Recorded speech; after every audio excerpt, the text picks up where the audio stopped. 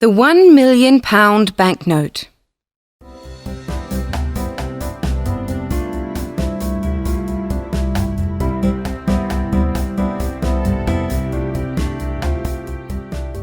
When I was 27 years old, I was a mining broker's clerk in San Francisco and an expert in all the details of stock traffic. I was alone in the world and had nothing to depend on but my wits and a clean reputation. But these were setting my feet in the road of eventual fortune, and I was content with the prospect. My time was my own, after the afternoon board, Saturdays, and I was accustomed to put it in on a little sailboat on the bay.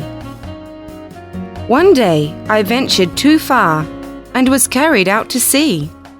Just at nightfall, when hope was about gone, I was picked up by a small brig which was bound for London.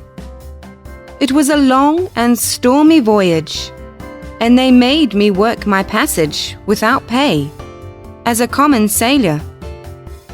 When I stepped ashore in London, my clothes were ragged and shabby, and I had only $1 in my pocket. This money fed and sheltered me 24 hours. During the next 24, I went without food and shelter. About 10 o'clock on the following morning, seedy and hungry, I was dragging myself along Portland Place when a child that was passing, towed by a nursemaid, tossed a luscious big pear, minus one bite, into the gutter. I stopped, of course, and fastened my desiring eye on that muddy treasure. My mouth watered for it, my stomach craved it, my whole being begged for it. But every time I made a move to get it, some passing eye detected my purpose, and of course I straightened up then and looked indifferent, and pretended that I hadn't been thinking about the pear at all. This same thing kept happening, and I couldn't get the pear. I was just getting desperate enough to brave all the shame and to seize it, when a window behind me was raised, and a gentleman spoke out of it, saying, "Step in here, please." I was admitted by a gorgeous flunky, and shown into a sumptuous room where a couple of elderly gentlemen were sitting. They sent away the servant and made me sit down. They had just finished their breakfast, and the sight of the remains of it almost overpowered me. I could hardly keep my wits together in the presence of that food. But as I was not asked to sample it, I had to bear my trouble as best I could. Now, something had been happening there a little before, which I did not know anything about until a good many days afterwards, but I will tell you about it now. Those two old brothers had been having a pretty hot argument a couple of days before, and had ended by agreeing to decide it by a bet, which is the English way of settling everything. You will remember that the Bank of England once issued 2 notes of £1 million each, to be used for a special purpose connected with some public transaction with a foreign country. For some reason or other, only one of these had been used and cancelled. The other still lay in the vaults of the bank. Well, the brothers, chatting along, happened to get to wondering what might be the fate of a perfectly honest and intelligent stranger who should be turned adrift in London without a friend and with no money but that £1 million banknote, and no way to account for his being in possession of it. Brother A said he would starve to death. Brother B said he wouldn't. Brother A said he couldn't offer it at a bank or anywhere else because he would be arrested on the spot. So they went on disputing till Brother B said he would bet £20,000 that the man would live 30 days anyway on that million and keep out of jail too. Brother A took him up. Brother B went down to the bank and bought the note. Just like an Englishman, you see, pluck to the backbone. Then he dictated a letter, which one of his clerks wrote out in a beautiful round hand. And then the two brothers sat at the window a whole day, watching for the right man to give it to. They saw many honest faces go by that were not intelligent enough, many that were intelligent but not honest enough, many that were both, but the possessors were not poor enough, or, if poor enough, were not strangers. There was always a defect until I came along, but they agreed that I filled the bill all around, so they elected me unanimously, and there I was now waiting to know why I was called in.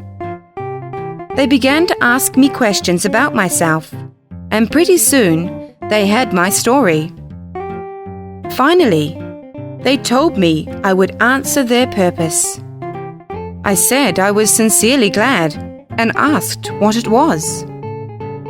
Then one of them handed me an envelope and said I would find the explanation inside.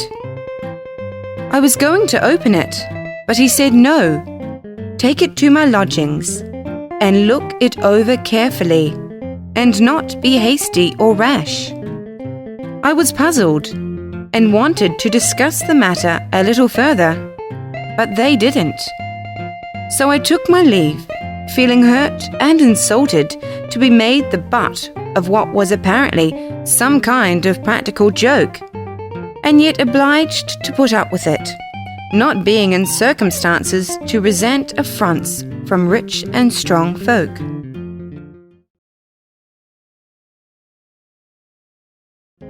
I would have picked up the pear now and eaten it before all the world, but it was gone. So I had lost that by this unlucky business, and the thought of it did not soften my feelings towards those men. As soon as I was out of sight of that house, I opened my envelope and saw that it contained money. My opinion of those people changed, I can tell you. I lost not a moment, but shoved note and money into my vest pocket and broke for the nearest cheap eating house. Well, how I did eat! When at last I couldn't hold any more, I took out my money and unfolded it, took one glimpse and nearly fainted. $5 million! Why, it made my head swim. I must have sat there stunned and blinking at the note as much as a minute before I came rightly to myself again. The first thing I noticed then was the landlord. His eye was on the note, and he was petrified. He was worshipping with all his body and soul, but he looked as if he couldn't stir hand or foot. I took my cue in a moment, and did the only rational thing there was to do. I reached the note towards him and said carelessly, "Give me change, please." Then he was restored to his normal condition and made 1,000 apologies for not being able to break the bill. And I couldn't get him to touch it. He wanted to look at it and keep on looking at it. He couldn't seem to get enough of it to quench the thirst of his eye, but he shrank from touching it, as if it had been something too sacred for poor common clay to handle. I said, I am sorry if it is an inconvenience, but I must insist. Please change it. I haven't anything else. But he said that wasn't any matter. He was quite willing to let the trifle stand over till another time. I said I might not be in his neighbourhood again for a good while, but he said it was of no consequence. He could wait, and moreover, I could have anything I wanted, any time I chose, and let the account run as long as I pleased. He said he hoped he wasn't afraid to trust as rich a gentleman as I was, merely because I was of a merry disposition, and chose to play larks on the public in the matter of dress. By this time, another customer was entering, and the landlord hinted to me to put the monster out of sight. Then he bowed me all the way to the door, and I started straight for that house and those brothers to correct the mistake which had been made, for the police should hunt me up and help me do it. I was pretty nervous, in fact, pretty badly frightened, though, of course, I was no way in fault. But I knew men well enough to know that when they find they'd given a tramp £1,000,000 bill when they thought it was a £1, they are in a frantic rage against him, instead of quarrelling with their own nearsightedness, as they ought. As I approached the house, my excitement began to abate, for all was quiet there, which made me feel pretty sure the blunder was not discovered yet. I rang. The same servant appeared. I asked for those gentlemen.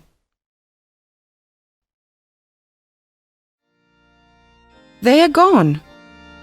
This in the lofty, cold way of that fellow's tribe. Gone? Gone where? On a journey. But whereabouts? To the continent, I think. The continent? Yes, sir. Which way? By what route? I can't say, sir. When will they be back? In a month, they said. A month? Oh, this is awful. Give me some sort of idea of how to get a word to them. It's of the last importance. I can't indeed. I've no idea where they've gone, sir. Then I must see some other member of the family. Family's away too. Been abroad months. In Egypt and India, I think. Man, there's been an immense mistake made. They'll be back before night. Will you tell them I've been here, and that I will keep coming till it's all made right, and they needn't be afraid. I'll tell them if they come back, but I am not expecting them. They said you would be here in an hour to make inquiries, but I must tell you it's all right. They'll be here on time and expect you. So I had to give it up and go away. What a riddle it all was. I was like to lose my mind. They would be here on time? What could that mean? Oh, the letter would explain, maybe. I had forgotten the letter. I got it out and read it. This is what it said. You are an intelligent and honest man, as one may see by your face. We conceive you to be poor and a stranger. Enclosed, you will find a sum of money. It is lent to you for 30 days, without interest. Report at this house at the end of that time. I have a bet on you. If I win it, you shall have any situation that is in my gift. Any, that is, that you shall be able to prove yourself familiar with and competent to fill. No signature, no address, no date. Well, here was a coil to be in. You had posted on what had preceded all this, but I was not. It was just a deep, dark puzzle to me. I hadn't the least idea what the game was, nor whether harm was meant to me or a kindness. I went into a park and sat down to try to think it out and to consider what I had best do. At the end of an hour, my reasonings had crystallized into this verdict. Maybe those men mean me well. Maybe they mean me ill. No way to decide that. Let it go. They've got a game or a scheme or an experiment of some kind on hand. No way to determine what it is. Let it go. There's a bet on me. No way to find out what it is. Let it go. That disposes of the indeterminable quantities. The remainder of the matter is tangible, solid, and may be classed and labelled with certainty. If I ask the Bank of England to place this bill to the credit of the man it belongs to, they'll do it, for they know him, although I don't. But they will ask me how I came in possession of it, and if I tell the truth, they'll put me in the asylum naturally, and a lie will land me in jail. The same result would follow if I tried to bank the bill anywhere or to borrow money on it. I have got to carry this immense burden around until those men come back, whether I want to or not. It is useless to me, as useless as a handful of ashes, and yet I must take care of it and watch over it while I beg my living.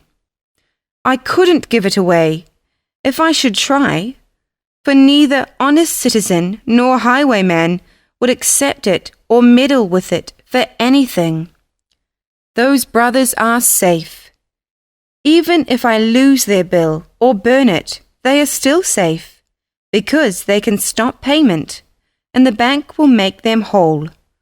But meantime, I've got to do a month's suffering without wages or profit, unless I help win that bet, whatever it may be, and get that situation that I am promised. I should like to get that. Men of their sort have situations in their gift that are worth having. I got to thinking a good deal about that situation. My hopes began to rise high. Without doubt, the salary would be large. It would begin in a month. After that, I should be all right. Pretty soon, I was feeling first rate. By this time, I was tramping the streets again. The sight of a tailor shop gave me a sharp longing to shed my rags and to clothe myself decently once more. Could I afford it? No, I had nothing in the world but £1,000,000. So I forced myself to go on by. But soon I was drifting back again. The temptation persecuted me cruelly. I must have passed that shop back and forth 6 times during that manful struggle. At last I gave in. I had to. I asked if they had a misfit suit that had been thrown on their hands. The fellow I spoke to nodded his head towards another fellow and gave me no answer. I went to the indicated fellow, and he indicated another fellow with his head and no words. I went to him, and he said, "Tend to you presently." I waited till he was done, and what he was at. Then he took me into a back room and overhauled a pile of rejected suits and selected the rattiest one for me. I put it on. It didn't fit and wasn't in any way attractive, but it was new and I was anxious to have it. So I didn't find any fault, but said, with some diffidence, "It would be an accommodation to me if you could wait some days for the money. I haven't any small change about me." The fellow worked up a most sarcastic expression of countenance and said, "Oh, you haven't? Well, of course, I didn't expect it. I'd only expect gentlemen like you to carry large change." I was nettled and said, "My friend, you shouldn't judge a stranger always by the clothes he wears. I am quite able to pay for this suit. I simply didn't wish to put you to the trouble of changing a large note."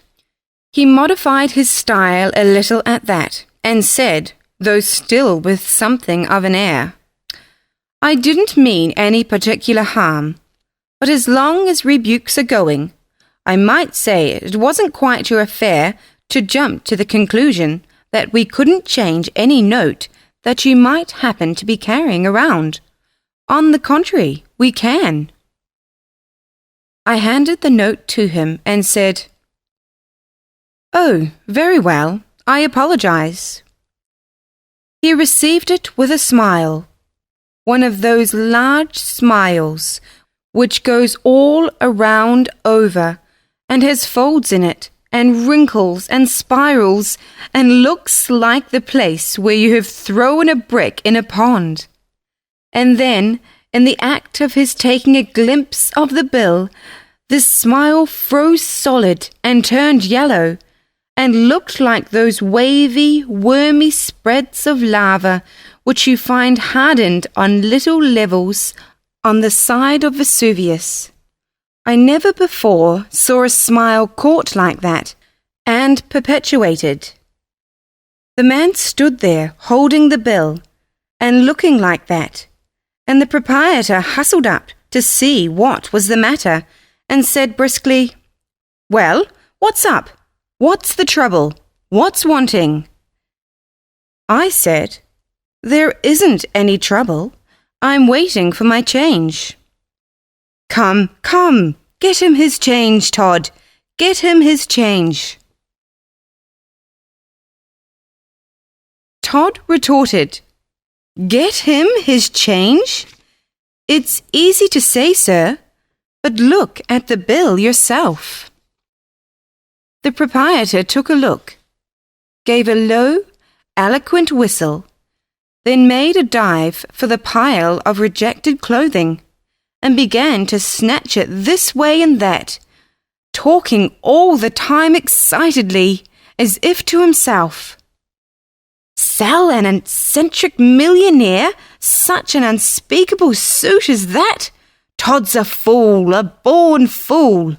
Always doing something like this. Drives every millionaire away from this place because he can't tell a millionaire from a tramp, and never could. Ah, here's the thing I am after. Please get those things off, sir, and throw them in the fire. Do me the favor to put on this shirt and this suit. It's just the thing, the very thing. A plain, rich, modest, and just deucedly nobby, made to order for a foreign prince. You may know him, sir. His Serene Highness, the Hospodar of Halifax. Had to leave it with us and take a mourning suit because his mother was going to die, which she didn't. But that's all right. We can't always have the things the way they're. Trousers, all right. They fit you to a charm, sir. Now the waistcoat. Right again. Now the coat. Lord, look at that now. Perfect, the whole thing. I never saw such a triumph in all my experience. I expressed my satisfaction.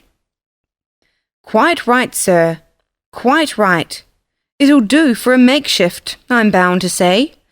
But wait till you see what we'll get up for you on your own measure. Come, Todd, book and pen. Get at it. Length of leg, 32, and so on.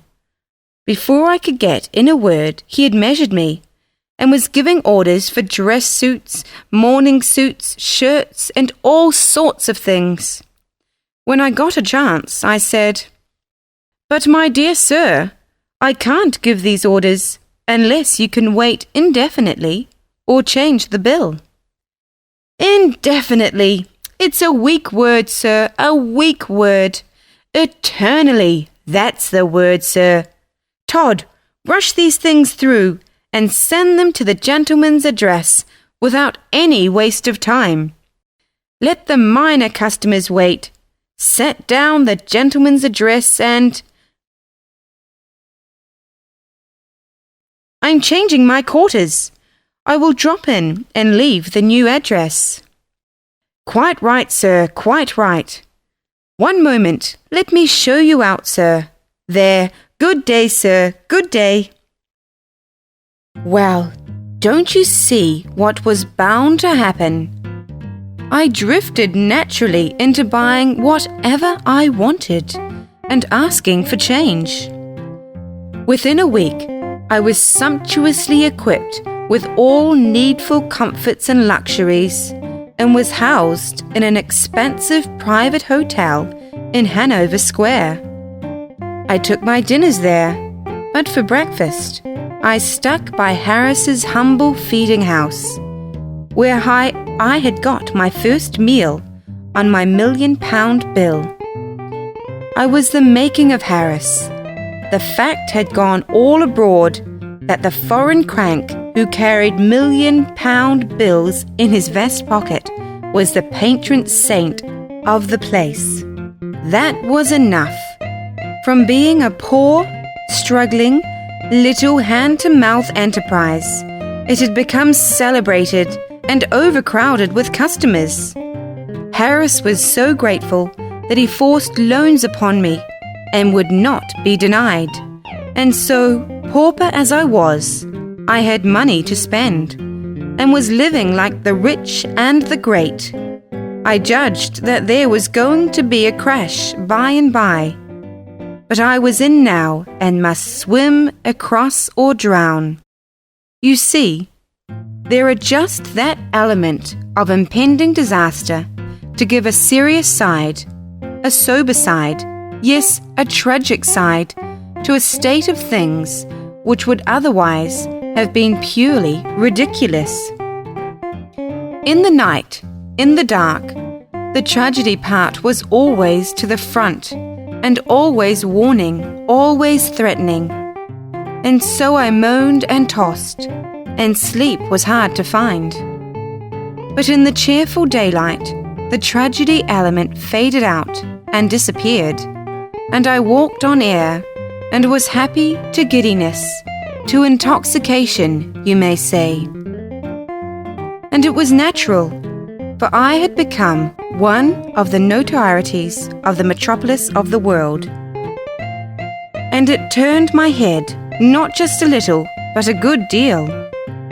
You could not take up a newspaper, English, Scotch, or Irish, without finding it in one or more references to the vest pocket £1,000,000 and his latest doings and saying. At first, in these mentions, I was at the bottom of the personal gossip column. Next, I was listed above the knights, next above the baronets, next above the barons, and so on, climbing steadily as my notoriety augmented until I reached the highest altitude possible. And there I remained, taking precedence of all dukes not royal, and of all ecclesiastics except the primate of all England. But mind, this was not fame. As yet, I achieved only notoriety. Then came the climaxing stroke, the accolade, so to speak, which is a single instant transmuted the perishable dross of notoriety into the enduring gold of fame. Punch caricatured me.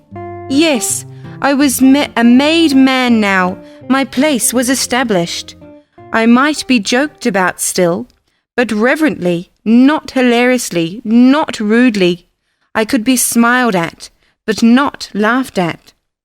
The time for that had gone by.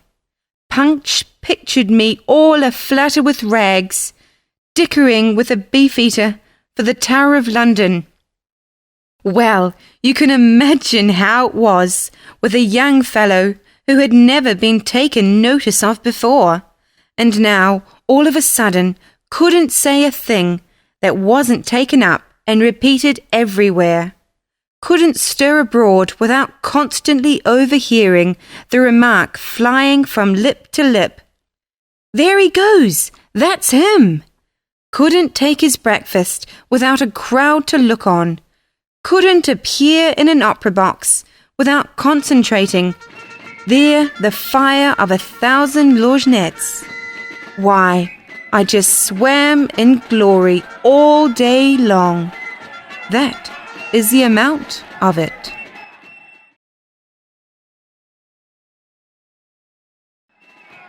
You know, I even kept my old suit of rags, and every now and then appeared in them, so as to have the old pleasure of buying trifles and being insulted, and then shooting the scoffer dead with the £1,000,000 bill. But I couldn't keep that up. The illustrated papers made the outfit so familiar that when I went out in it, I was at once recognized and followed by a crowd. And if I attempted a purchase, the man would offer me his whole shop on credit before I could pull my note on him. About the 10th day of my fame, I went to fulfill my duty to my flag by paying my respects to the American minister. He received me with the enthusiasm proper in my case, upbraided me for being so tardy in my duty, and said that there was only one way to get his forgiveness, and that was to take the seat at his dinner party that night, made vacant by the illness of one of his guests. I said I would, and we got to talking. It turned out that he and my father had been schoolmates in boyhood, Yale students together later, and always warm friends up to my father's death. So then he required me to put in at his house all the odd time I might have to spare, and I was very willing, of course. In fact, I was more than willing. I was glad. When the crash should come, he might somehow be able to save me from total destruction. I didn't know how, but he might think of a way, maybe. I couldn't venture to unbosom myself to him at this late date, a thing which I would have been quick to do in the beginning of this awful career of mine in London. No, I couldn't venture it now. I was in too deep, that is, too deep for me to be risking revelations to so new a friend, though not clear beyond my depth, as I looked at it. Because, you see, with all my borrowing, I was carefully keeping within my means. I mean, within my salary. Of course, I couldn't know what my salary was going to be, but I had a good enough basis for an estimate in the fact that if I won the bet, I was to have choice of any situation in that rich old gentleman's gift provided I was competent, and I should certainly prove competent. I hadn't any doubt about that. And as to the bet, I wasn't worrying about that. I had always been lucky. Now my estimate of the salary was 600 to 1,000 a year. 600 for the first year, and so on up year by year, till I struck the upper figure by proved merit. At present, I was only in debt for my first year's salary. Everybody had been trying to lend me money, but I had fought off the most of them on one pretext or another. So this indebtedness represented only £300 borrowed money. The other £300 represented my keep and my purchases. I believed my second year's salary would carry me through the rest of the month if I went on being cautious and economical, and I intended to look sharply out for that. My month ended, my employer back from his journey. I should be all right once more, for I should at once divide the 2 years' salary among my creditors by assignment and get right down to my work. It was a lovely dinner party of 14. The Duke and Duchess of Shoreditch, and their daughter, the Lady Anne, Grace, Eleanor, Celeste, and so forth de Bowen, the Earl and Countess of Newgate, Viscount Cheapside, Lord and Lady Blatherskite, some untitled people of both sexes, the minister and his wife and daughter, and his daughter's visiting friend, an English girl of 22 named Portia Langham, whom I fell in love with in 2 minutes, and she with me. I could see it without glasses. There was still another guest, an American, but I am a little ahead of my story. While the people were still in the dressing room, wetting up for dinner, and coldly inspecting the latecomers, the servant announced, "Mr. Lloyd Hastings." The moment the usual civilities were over, Hastings caught sight of me and came straight with cordially outstretched hand, then stopped short when about to shake, and said, with an embarrassed look, "I beg your pardon, sir. I thought I knew you." "Why, you do know me, old fellow." "No. Are you the vest pocket monster?" "I am, indeed. Don't be afraid to call me by my nickname. I'm used to it." Well, this is a surprise. Once or twice I've seen your own name coupled with the nickname, but it never occurred to me that you could be the Henry Adams referred to. Why, it isn't 6 months since you were clerking away for the Blake Hopkins in Frisco on a salary, and sitting up nights on an extra allowance, helping me arrange and verify the gold and curry extension papers and statistics. The idea of your being in London and a vast millionaire and a colossal celebrity! Why, it's the Arabian Nights come again. Man, I can't take it in at all. Can't realize it. Give me time to settle the whirl in my head. The fact is, Lloyd, you are no worse off than I am. I can't realize it myself. Dear me, it is stunning. Now, isn't it? Why, it's just 3 months today since we went to the Miners' Restaurant. No, the what cheer? Right, it was the what cheer. Went there at 2 in the morning and had a chop and a coffee after a hard 6 hours grind over those extension papers. And I tried to persuade you to come to London with me, and offered to get leave of absence for you and pay all your expenses, and give you something over if I succeeded in making the sale. and you would not listen to me. Said I wouldn't succeed, and you couldn't afford to lose the run of business and be no end of time getting the hang of things again when you got back home. And yet, here you are. How odd it all is. How did you happen to come? And whatever did give you this incredible start? Oh, just an accident. It's a long story, a romance, a body may say. I'll tell you all about it, but not now. When? The end of the month. That's more than a fortnight yet. It's too much of a strain on a person's curiosity. Make it a week. I can't. You'll know why, by and by. But how's the trade getting along?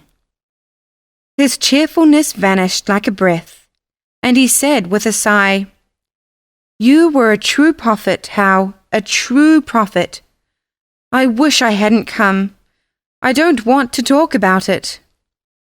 But you must come and stop with me tonight, when we leave here, and tell me all about it. Oh, may I? Are you in earnest? And the water showed in his eyes. Yes, I want to hear the whole story, every word. I'm so grateful just to find a human interest once more, in some voice and in some eye, in me and in affairs of mine. After what I've been through here, Lord, I could go down on my knees for it. He gripped my hand hard and braced up, and was all right and lively after that for the dinner, which didn't come off. No, the usual thing happened, the thing that is always happening under the vicious and aggravating English system. The matter of precedence couldn't be settled, and so there was no dinner. Englishmen always eat dinner before they go out to dinner, because they know the risks they are running. But nobody ever warns the stranger, and so he walks placidly into trap. Of course, nobody was hurt this time, because we had all been to dinner, none of us being novices except Hastings, and he having been informed by the minister at the time that he invited him, that in deference to the English custom, he had not provided any dinner. Everybody took a lady and processioned down to the dining room, because it is usual to go through the motions. But there the dispute began. The Duke of Shoreditch wanted to take precedence and sit at the head of the table, holding that he outranked a minister who represented merely a nation and not a monarch. But I stood for my rights and refused to yield. In the gossip column, I ranked all dukes not royal and said so, and claimed precedence to this one. It couldn't be settled, of course. Struggle as we might, and did, he finally, and injudiciously, trying to play birth and antiquity, and I, seeing his conqueror and raising him with Adam, whose direct posterity I was, as shown by my name, while he was of a collateral branch, as shown by his, and by his recent Norman origin. So we all processioned back to the drawing room again, and had a perpendicular lunch, plate of sardines and a strawberry, and you group yourself and stand up and eat it. Here the religion of precedence is not so strenuous. The two persons of highest rank chuck up a shilling. The one that wins has first go at his strawberry, and the loser gets the shilling. The next two chuck up, then the next two, and so on. After refreshment, tables were brought, and we all played cribbage, 6d a game. The English never play any game for amusement. If they can't make something or lose something, they don't care which, they won't play. We had a lovely time. Certainly 2 of us had. Miss Langham and I. I was so bewitched with her that I couldn't count my hands if they went above a double sequence.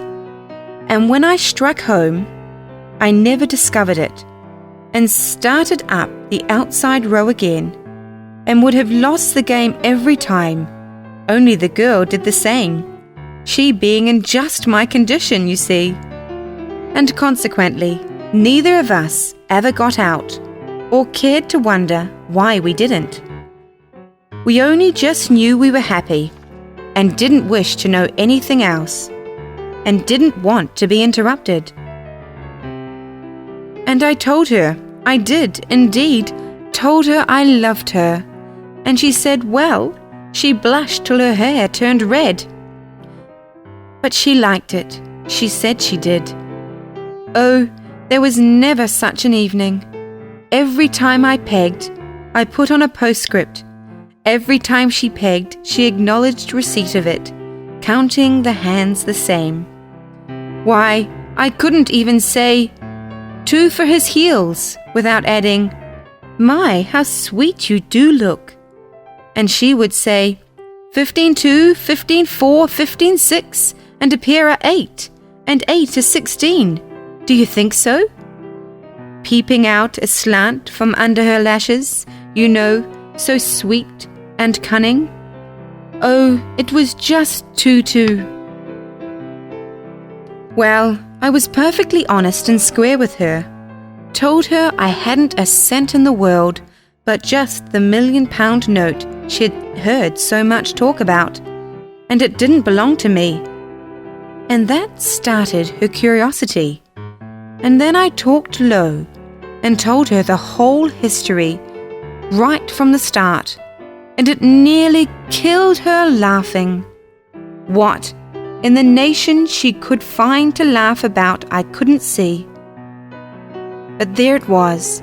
Every half-minute some new detail would fetch her, and I would have to stop as much as a minute and a half to give her a chance to settle down again.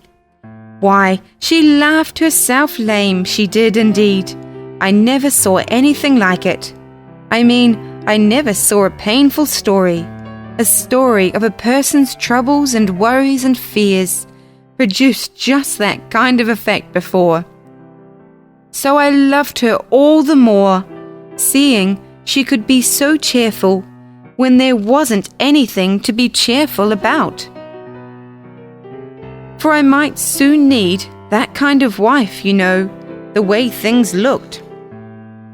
Of course, I told her we should have to wait a couple of years, till I could catch up on my salary. But she didn't mind that, only she hoped I would be as careful as possible in the matter of expenses, and not let them run the risk of trenching on our 3rd year's pay. Then she began to get a little worried, and wondered if I were making any mistake, and starting the salary on a higher figure for the first year than I would get.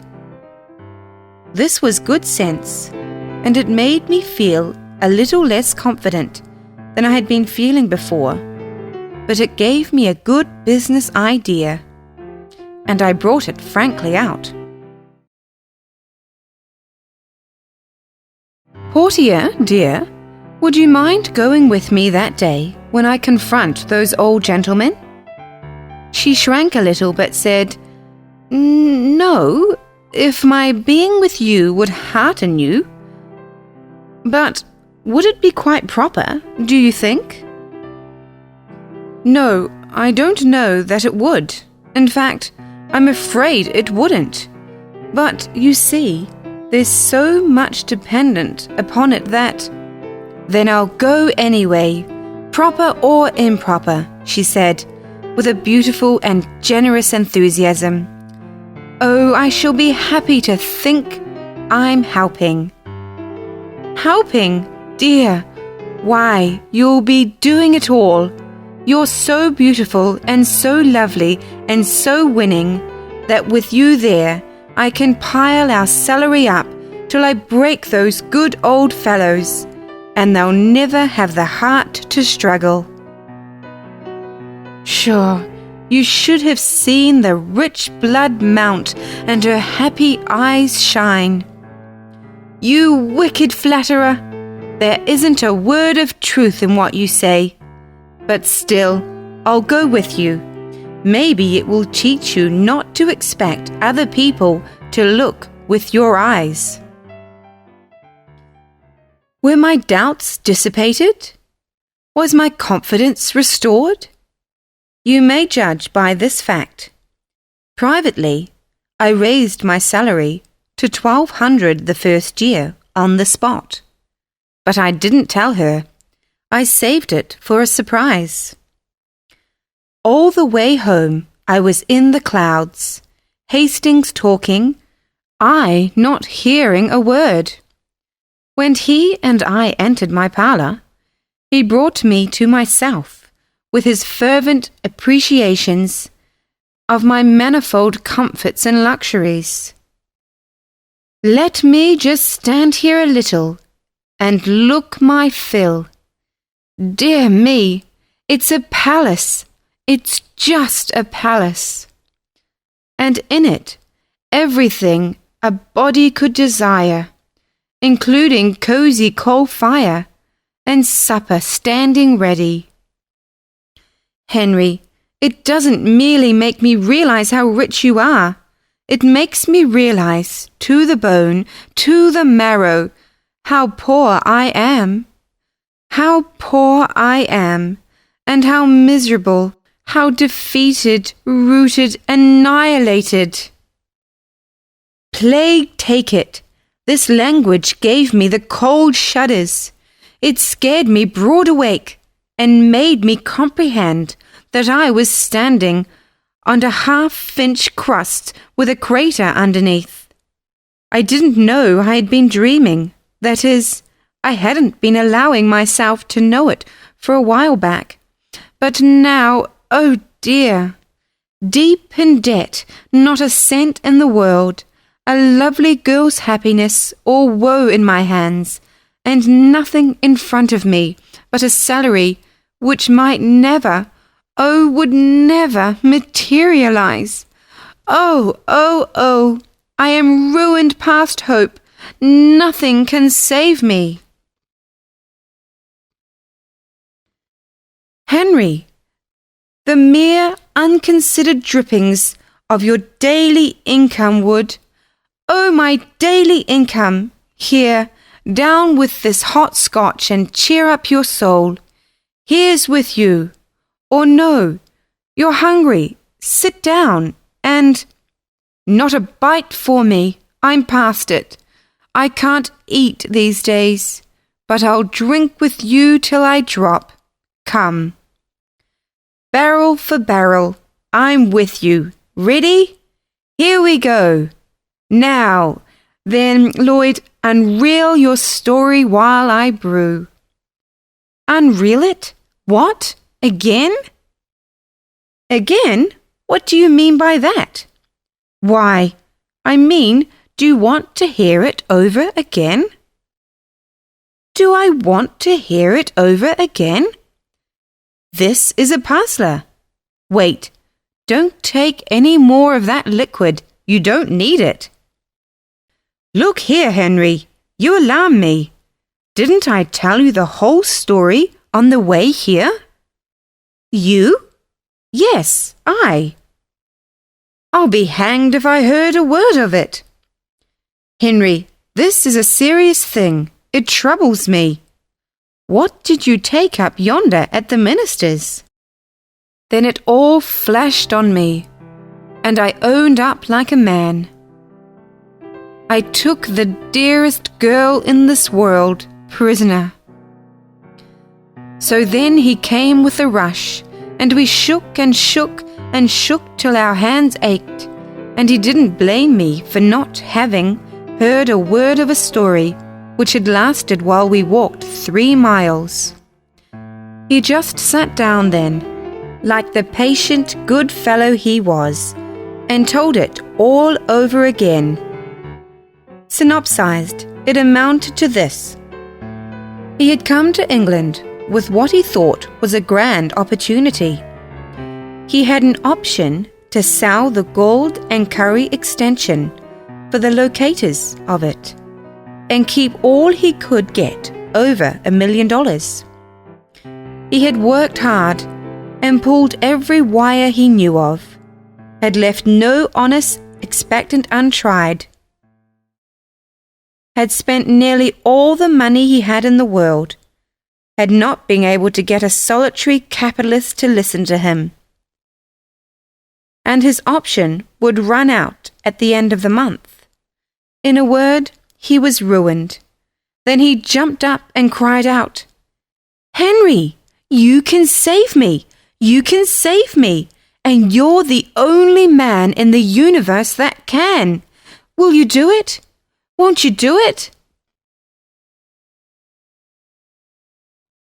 "Tell me how. Speak out, my boy." "Give me $1 million and my passage home for my option. Don't refuse." I was in a kind of agony. I was right on the point of coming out with the words, "Lloyd, I'm a pauper myself, absolutely penniless and in debt." But a white-hot idea came flaming through my head, and I gripped my jaws together and calmed myself down till I was as cold as a capitalist. Then I said, in a commercial and self-possessed way, "I will save you, Lloyd." "Then I'm already saved. God be merciful to you forever. If ever Let me finish, Lloyd. I will save you, but not in that way. For that would not be fair to you, after your hard work and the risks you've run. I don't need to buy mines. I can keep my capital moving in a commercial centre like London. Without that, it's what I'm at all the time. But here is what I'll do. I know all about that mine, of course. I know its immense value and can swear to it if anybody wishes it. You shall sell out inside of the fortnight for $3 million cash, using my name freely, and we'll divide, share, and share alike." Do you know, he would have danced the furniture to kindling wood in his insane joy and broken everything on the place if I hadn't tripped him up and tied him. Then he lay there, perfectly happy, saying, "I may use your name, think of it. Man, they'll flock in droves, these rich Londoners. They'll fight for that stock. I'm a made man. I'm a made man forever, and I'll never forget you as long as I live." In less than 24 hours, London was abuzz. I hadn't anything to do day after day but sit at home and say to all comers, "Yes, I told him to refer to me. I know that man, and I know the mine. His character is above reproach, and the mine is worth far more than he asks for it." Meantime, I spent all my evenings at the minister's with Portia. I didn't say a word to her about the mine. I saved it for a surprise. We talked salary. Never anything but salary and love. Sometimes love, sometimes salary, sometimes love and salary together. And the interest the minister's wife and daughter took in our little affair, and the endless ingenities they invented to save us from interruption and to keep the minister in the dark and unsuspicious. Well, it was just lovely of them. When the month was up at last, I had $1 million to my credit in the London and County Bank, and Hastings was fixed in the same way. Dressed at my level best, I drove by the house in Portland Place. judged by the look of things that my birds were home again. Went on towards the minister's and got my precious, and we started back, talking celery with all our might. She was so excited and anxious that it made her just intolerably beautiful. I said, "Dearie, the way you're looking, it's a crime to strike for a salary a single penny under 3,000 a year. Henry, you'll ruin us. Don't you be afraid. Just keep up those looks and trust to me. It'll all come out right."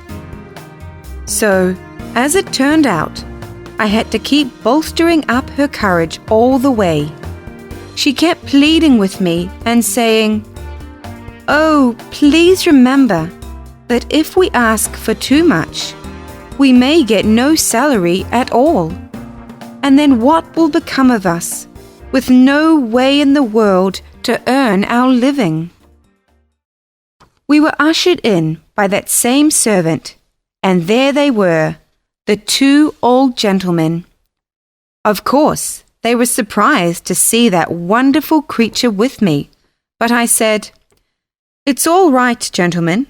She is my future stay and helpmate." And I introduced them to her and called them by name. It didn't surprise them. They knew I would know enough to consult the directory.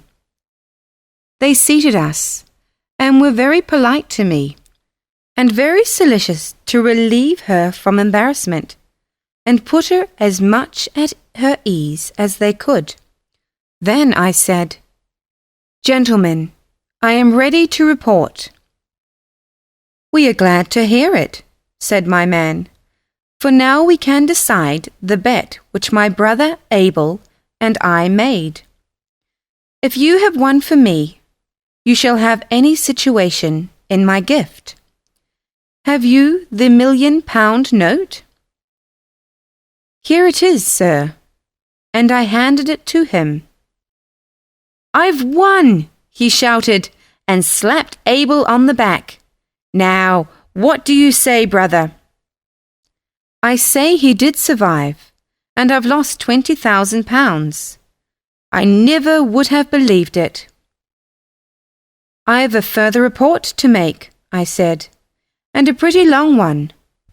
I want you to let me come soon and detail my whole month's history, and I promise you it's worth hearing. Meantime, take a look at that." "What, man? Certificate of deposit for £200,000? Is it yours?" "Mine. I earned it by 30 days' judicious use of that little loan you let me have. And the only use I made of it was to buy trifles and offer the bill in change." "Come, this is astonishing. It's incredible, man." "Never mind. I'll prove it. Don't take my word unsupported."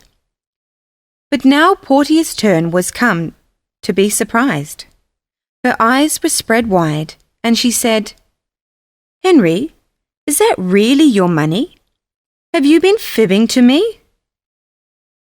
"I have indeed, dearie, but you'll forgive me, I know."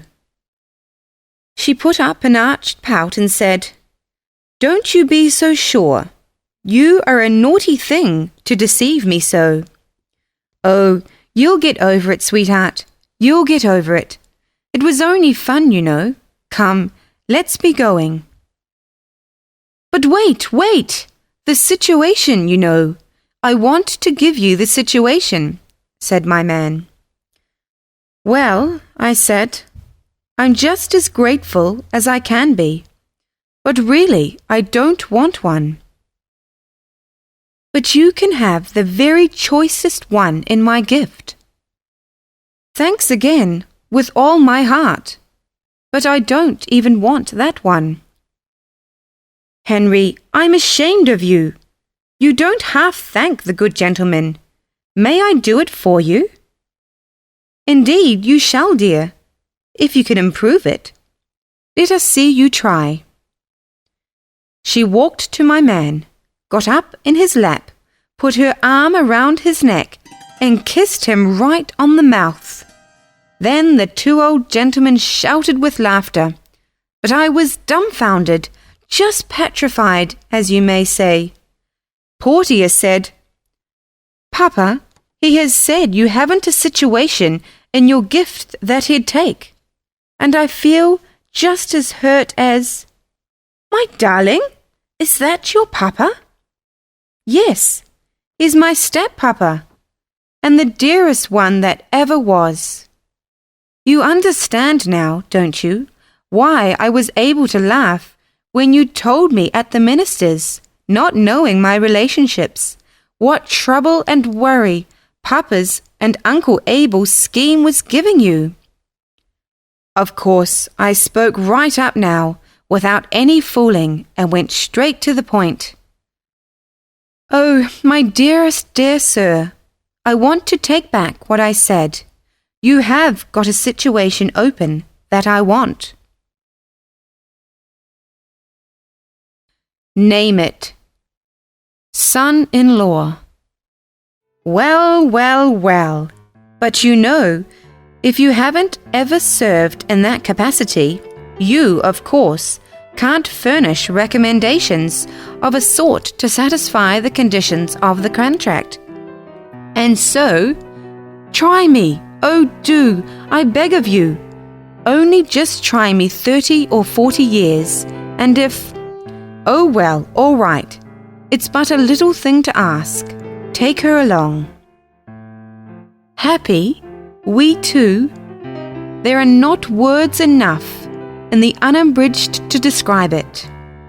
And when London got the whole history, a day or two later, of my month's adventures with that banknote, and how they ended, did London talk and have a good time? Yes. My Portia's papa took that friendly and hospitable bill back to the Bank of England and cashed it. Then the bank cancelled it and made him a present of it, and he gave it to us at our wedding.